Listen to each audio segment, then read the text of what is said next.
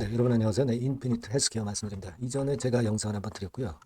자, 지금 실질심사 대상 건과 관련한 사유가 발생했고, 그리고 여기에 따른 공시가, 후속 공시가 또 나왔어요. 네, 그래서 날짜까지 일단 지정이 됐잖아요, 여러분. 그죠?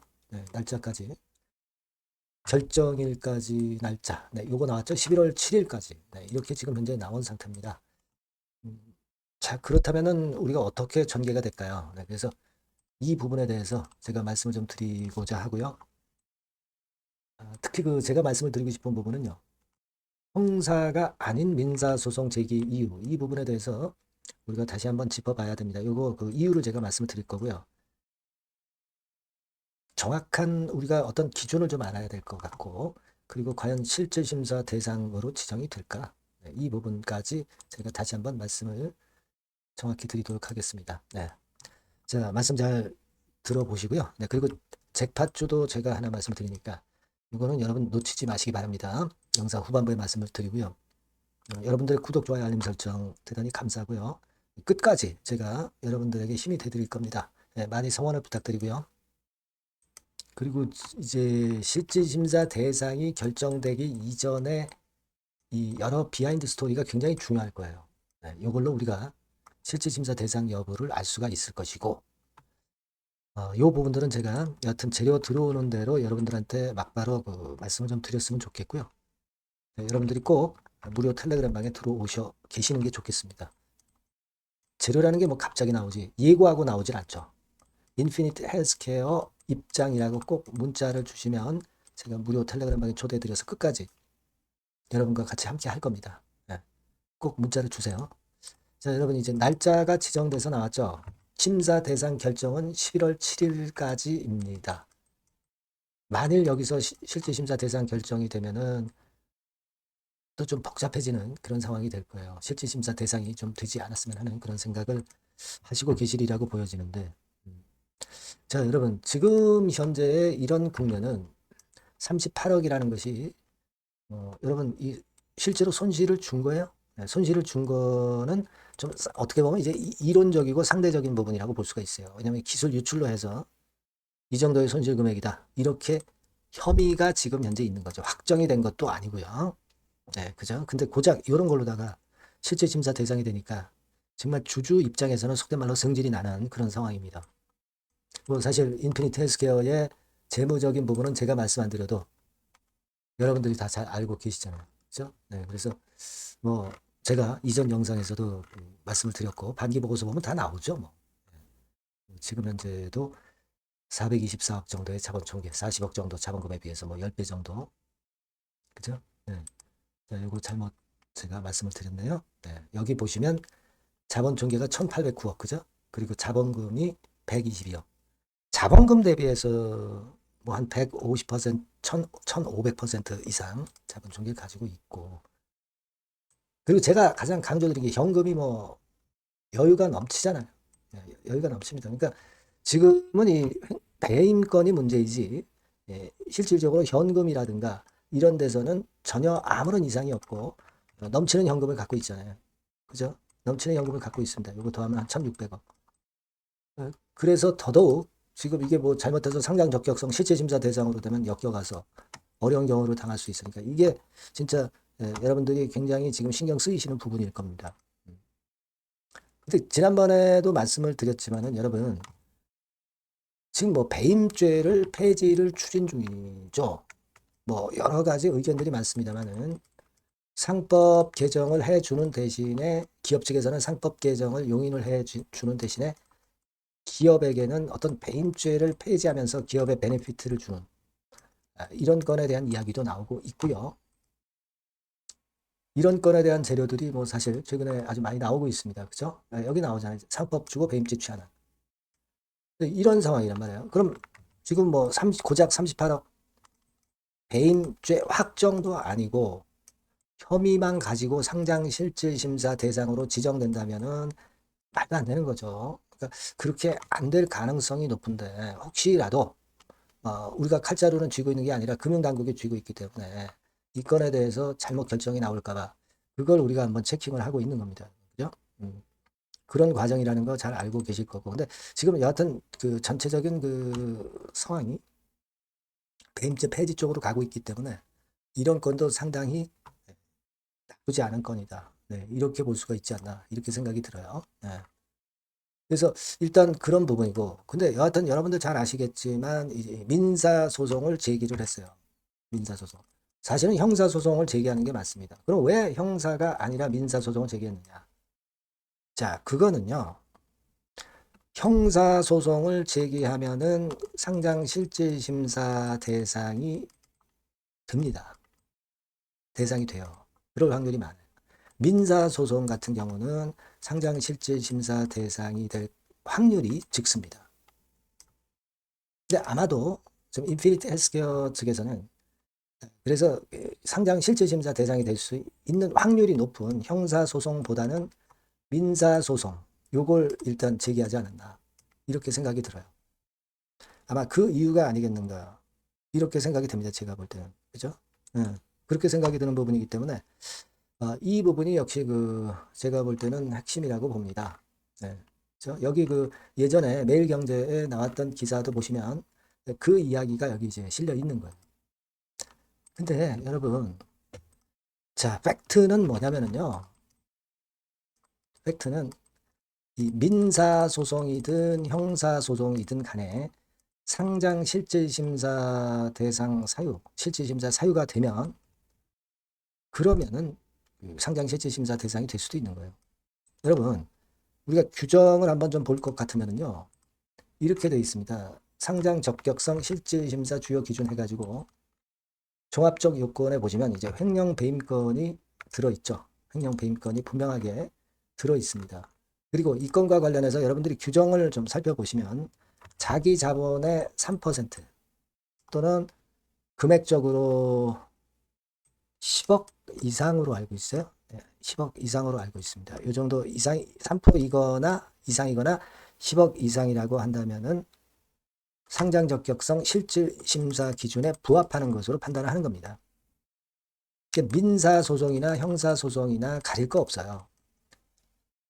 근데 인피니트 헬스케어에서는 여하튼 뭐 이걸 알았을 수도 있죠. 알았을 수도 있지만 일단 형사 소송보다는 조금은 그 중요도가 낮은 민사 소송으로 해서 혹시라도 상장 실질 심사 대상으로 되는 것을 피하고자 하는 그런 의도에서 민사 소송을 제기한 거 아닌가 이런 생각을 해볼 수 있다라고 저는 봅니다. 예, 물론 제가 뭐 사측이 아니기 때문에 정확한 팩트를 우리가 알 수는 없지만 여하튼 좀 부담이 덜한 민사 소송으로 그래서 한 것 같아요. 그러면은 사측에서는 야, 좀 부담이 덜한 쪽으로 제기를 해놓은 데다가 지금 뭐 현금 많고 실적 괜찮고 기업 내용 괜찮으니까 실질 심사 대상으로 지정이 안 될 수 있다. 막 이렇게 생각을 하고 아마 민사 소송을 제기하지 않았나 그렇게 보여집니다. 그죠? 그렇게 생각이 들고 그리고 제가 지난번에 말씀을 드린 거 있었죠. 예전에 그 주주연대 뭐 이런 데서 주주연대에서 선임한 감사를 선임을 해라. 근데 이게 잘 안 되니까 계속 그 이 건에 대한 소송이 나왔었어요. 그죠?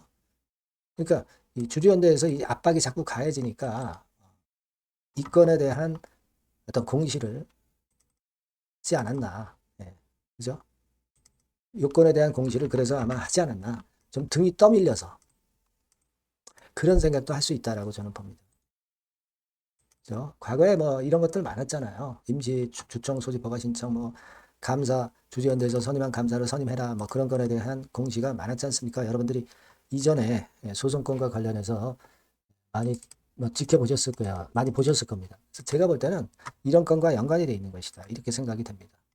배경은 여하튼 그런 거고요. 여하튼 그 주주 입장에서는 또 회사 측 입장에서도 그렇고요. 회사 측에서도 뭐 지금 뭐 고의로 상패를 하려고 지금 뭐 그런 공시를 내고 그런 건 아니잖아요. 일부 악덕 기업 같은 경우는 이제 고의 상패를 하려고 하는 그런 경우도 있었습니다. 뭐 이화그룹이라든가 잘 아시잖아요. 근데 그런 의도는 사측은 아니다 이런 얘기입니다. 좀 더 실질 심사 대상에서 벗어나기 위해서 노력을 한 거죠. 형사 아니고 민사 소송하고 그렇게 한 겁니다. 저는 그렇게 보고 있거든요. 여하튼 뭐 지금 현재의 재무적 상황 그리고 뭐 현금 상황, 뭐 실적 그리고 지금 현재 물론 이제 해임 혐의는 있지만 횡령건도 아니고요. 배임 혐의가 있지만 혐의일 뿐이고 금액도 사실 이거 작습니다. 그죠? 자기 자본의 2.25%밖에 안 돼요. 그러니까 이런 건들을 고려해야 된다는 거죠. 앞으로 뭐 배임죄 폐지된다는 건도 이제 양념격으로 우리가 생각할 수 있는 어떤 플러스 요인 아니겠어요? 그래서 어, 이런 것들을 가지고 보면 여러분들이 너무 지금 델리케이트하게 두려워할 이유는 아직 없다라고 봅니다. 아시겠죠? 물론 여러 가지 재료가 나오고 뭐 우리가 생각하지 못한 재료도 나올 수 있습니다. 그런 부분들은 제가 계속 짚어드리고 빠르게 여러분들한테 전달을 드릴 거예요. 여러분들이 인피니트 헬스케어라고 꼭 문자를 주셔야 제가 그런 것들을 말씀을 드릴 수가 있잖아요. 그죠? 꼭 문자 주시고 무료 텔레그램방 꼭 들어오십시오. 인피니트 헬스케어 입장. 네, 이렇게 문자 주시면 텔레방에 초대해서 제가 끝까지 여러분들과 같이 갈 겁니다. 이게 필요한 거예요. 아시겠죠? 네, 꼭 문자 주시고요.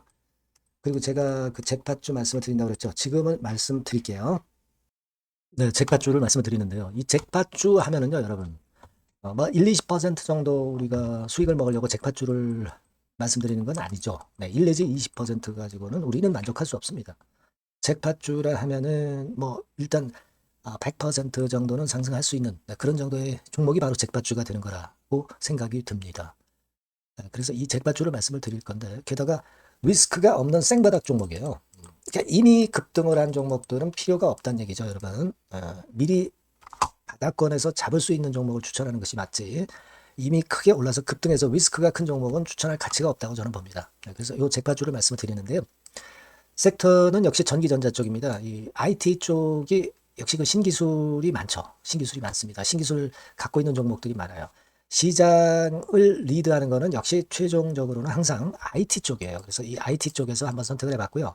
가격대는 2만 원 내지 4만 원 선입니다. 그러니까 이런 정도 가격대는 재무 실적을 겸비했다는 징표죠. 네, 이 정도의 가격대를 형성하고 있는 종목들이 재무나 실적이 아주 안 좋은 기업들은 없다는 얘기예요. 그죠?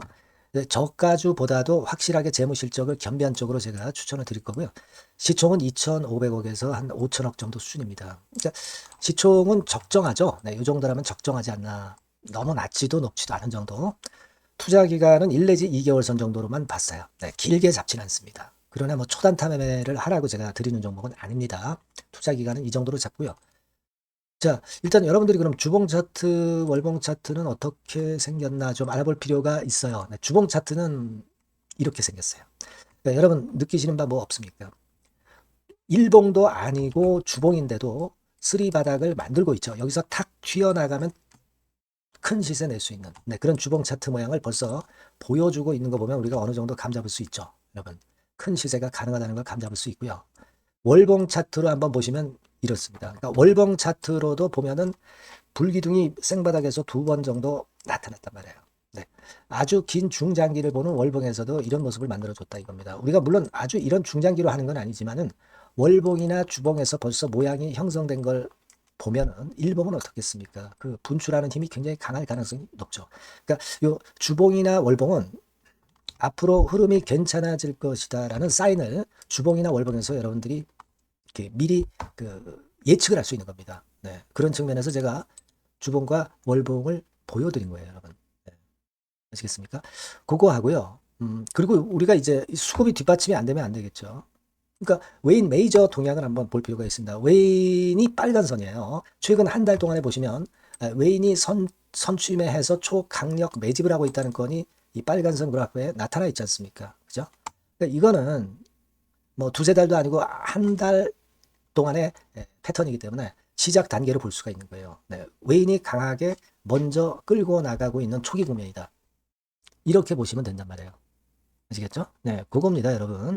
그렇게 보실 필요가 있겠고, 자, 그리고 웨인 메이저 동향까지 봤죠. 그리고 순이익 같은 경우를 우리가 볼 필요가 있어요. 순이익 같은 경우가 어떤 특징이 있나, 영업이익 같은 경우 어떤 특징이 있나, 요거 좀 살펴볼 필요가 있잖아요. 네. 그래서 그 부분을 말씀을 드리면 요겁니다, 여러분. 그러니까 여기는 조금 흐릿하게 제가 표시를 했습니다만은 작년 영업이익 대비해서 올해 영업이익이 무려 8배 정도 폭증할 수 있는 가능성이 있어요. 컨센서스가 그렇게 나와 있습니다, 여러분. 물론 이제 컨센서스하고 약간의 오차는 있겠지만은 뭐 5배면 어떻고 8배면 어떻겠어요. 그런 정도면 시세가 폭등할 것은 사실 자명한 거죠. 특히 그 순익 같은 경우는요, 5년 만에 큰 폭으로 흑자 전환했다는 겁니다. 5년 만이에요. 적자에서 흑자로 턴어라운드 됐다는 점입니다. 그러니까 이 실적 모멘텀도 대단히 좋다. 이걸 우리가 알 수 있고요. IT 섹터가 여러분 퍼 배수가 높죠. 뭐 1, 20배 가요. 근데 퍼 배수가 6배밖에 안 가, 지금. 예. 그만큼 저평가라는 얘기죠. 그리고 금년 ROE, 자기 자본 수익률은 5 내지 90% 정도 예상해요. 야, 이거 대단한 겁니다, 여러분. ROE가 50 내지 90%면은요, PBR 배수가 5배 내지 9배까지도 갈 수 있다는 거예요. 근데 지금 현재 PBR 배수가 3배수도 안 돼요. 이런 강점이 있는 겁니다, 여러분. 네. 그거 생각할 필요가 있고요. 자, 그리고 여기 보시면은 순이익이 완전 흑자 반전한 것까지 말씀드렸고, 영업이익 7, 8배 성장 기대. 그죠? 목표는 그렇기 때문에 우리가 뭐 더블 이상도 갈 수 있겠지만 일단 더블 정도로만 일단 보겠습니다. 아시겠죠? 그리고 가장 중요한 건 이제 그럼 재료가 뭐가 있느냐? 1, 2개월 이후에 이제 초강 재료가 등장이 되는데, 네, 이게 향후 5년간에 1000조도 아니고 몇백억도 아니고 2000조 시장이 개화가 된단 말이에요. 그 건과 관련이 된 이슈가 1 내지 2개월 후에 터져 나온단 말이에요. 근데 이 종목은 독자적 기술의 독점적 점유율을 갖고 있기 때문에 그래서 추천을 드리는 거예요. 그래서 이 관련 시장이 이제 늦어도 연말 내에 나올 거예요. 1, 2개월 후에 나올 것으로 예상되는데 만약에 늦어진다 하더라도 연말에 나올 겁니다. 그렇다고 한다면 해당 시장은 연말 연초부터 본격 성장하는 초기 국면이 되는 거예요. 아시겠죠? 자, 그러니까 이런 종목은 여러분들이 꼭 놓치지 말아야 되겠다는 거예요. 아시겠죠? 그러니까 요거는 여러분들 꼭 공략해 보시고요. 여기 나와 있는 바와 같이 그 잭팟주 이렇게 문자를 좀 주시면 돼요. 잭팟주 이렇게 문자를 주시면 제가 처음 사는 것부터 중간에 AS 그리고 파는 시점까지 끝까지 여러분과 함께 할 겁니다. 잭팟주라고 꼭 문자를 주시고 여기서 한번 잭팟 꼭 내보시기 바랍니다. 감사합니다.